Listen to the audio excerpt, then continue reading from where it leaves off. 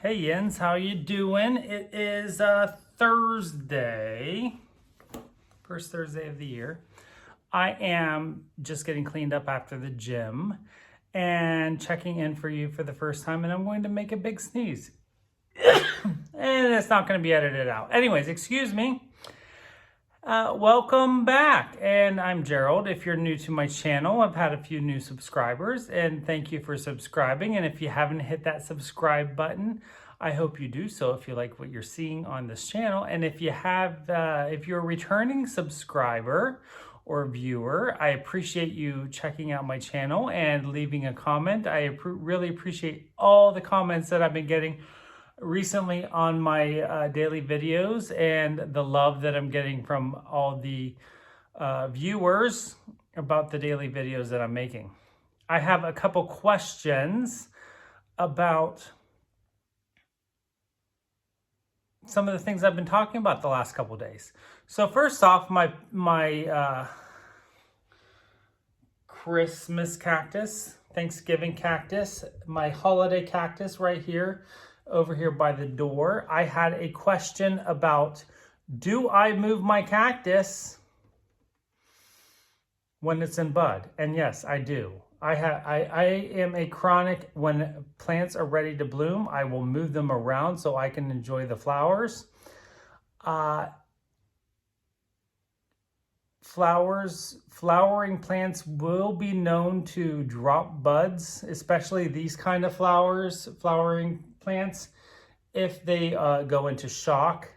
I try to mimic, if I'm going to move them, I try to make sure that they go into a very similar environment so that their environment doesn't change so drastically that they're not going to get the same light, water, resources, and that way they don't go into shock. As long as you keep all the resources the same, they won't go into shock, they won't drop their buds. Plants, if they're as prolific as this one does, will naturally drop buds anyways, just because they usually outproduce buds than what the plant is able to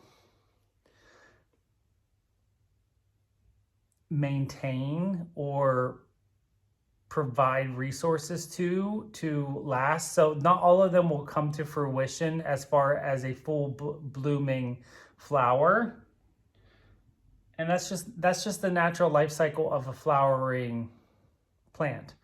So as long as you keep the resources, mainly water and light, the same or very similar, you're not going to see that bud blast. It's when you're drastically changing those conditions that the plant will go into shock, and then it will drop the buds. So as long as you can do that, you're good to go. So I do not typically ever have any concerns for my budding, flowering plants. Another question I had as far as, let me turn you back around. So here real quick, there is the plant today. A lot more flowers have opened up and it's looking pretty darn nice. Anyways, okay. Another question is, because yesterday I didn't have any food for meal prepping. Somebody had asked me if I could do a meal plan for all of you. I don't meal plan. When I meal prep, it's typically cooking for the night, like I should be tonight. I'm going to sneeze again. Excuse me. And I will just make enough food for a couple more days, because when I cook, I tend to cook large quantities, and I will either throw that in the fridge or the freezer, and that way I have enough for lunches the next couple days, or lunches and dinners. I am not one that will plan and plan and plan everything for the entire week. I don't like doing that because I have tried that before, and then I don't want to eat that food. And then what do I do? Because I went and bought all those groceries, and now I'm stuck with all that food that's going to go bad, especially the fresh produce. and then I don't want it, or I'm not in the mood for it anymore. So what I'll typically do is I will make enough food for a meal or two or more. And I'll make large quantities of a dinner, supper, and then I will portion it out for multiple meals when I'm cooking for a regular meal. And then I'll put it in the fridge, the freezer, and then I can pull it out for whenever I'm doing.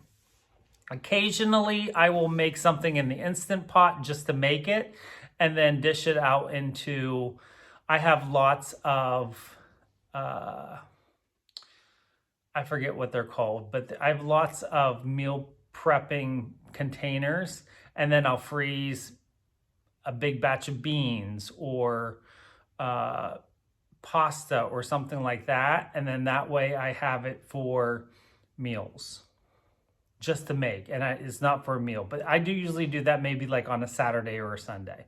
But for the most part, I'm cooking, and then later on, I'm cooking for like tonight. I pulled out a couple steaks out of the freezer last night.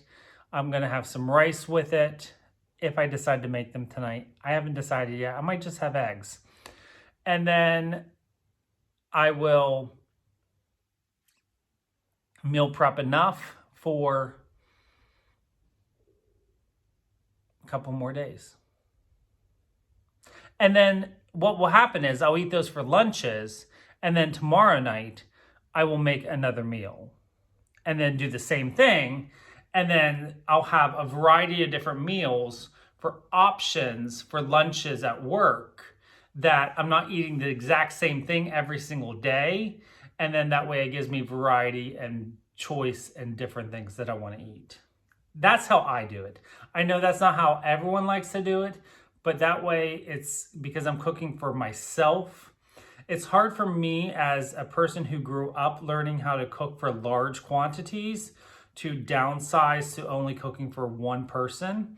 So it's a way for me to continue learning cooking the way I know how to cook, but then also planning ahead.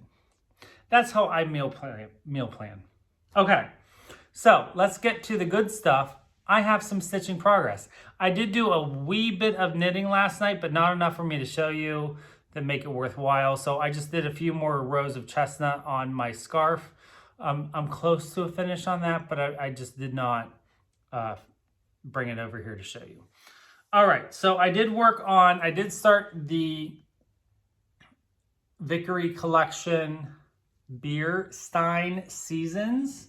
FYI, if you're interested in this, I'm not sure if they're still available. I don't know. I bought mine off of 123 Stitch years ago. So, but I would assume you can still find Vickery Collection designs. I think all of the Vickery Collection designs that I've ever bought, I bought off of 123 Stitch. So, I already finished this beer stein. Remember, I'm stitching them on individual pieces of 28 count gold flecked Lugana. I think I bought that from Lovecrafts, which is not in business anymore. The UK based business. So but I think it's a Zweigart, so maybe Zweigart still makes something similar. I don't know. So I already finished that one, and I went ahead and I started the spring pansy one. And I made some good progress. So here is my progress so far. So I started in the middle to make sure that I'm somewhere similar in the middle of the design. And I have one full pansy done. And I started just working a little bit around the green. I think the greenery is all done, and a little bit of the gray beer stein. So that is my progress so far on. And what is awesome about this is that the Vickery Collection uses tons and tons of colors. And so I had the entire full set of DMC that I bought years ago. I fully kitted myself up with the entire DMC collection. I've used in this design alone, I've used 2 different colors of pinks that I've never used before. So that was pretty awesome. And since I have the whole set, I am able to pull from it to stitch when I need them. So that was pretty awesome. So that is my progress so far on the Victory Collection Beer Signs Spring. So, continuing more progress on this probably tonight, and we'll see where we get to, along with maybe a little bit of knitting. I'm pretty tired. I didn't sleep well last night, so we'll see how much I actually do, and I'll check back in with you tomorrow. As always, if you have any questions, of course, put them down in the comment section. I haven't been able to read all the comments, so if I missed your question, you can always email me, or I will try to catch up with them as soon as I possibly can. Of course, I work a full-time job, so I'm only catching snippets of questions. And I will check in with you again tomorrow. I was thinking at some point I will show you how my stitching area and my full DMC collection, how I organize everything, and all those kind of fun stuff.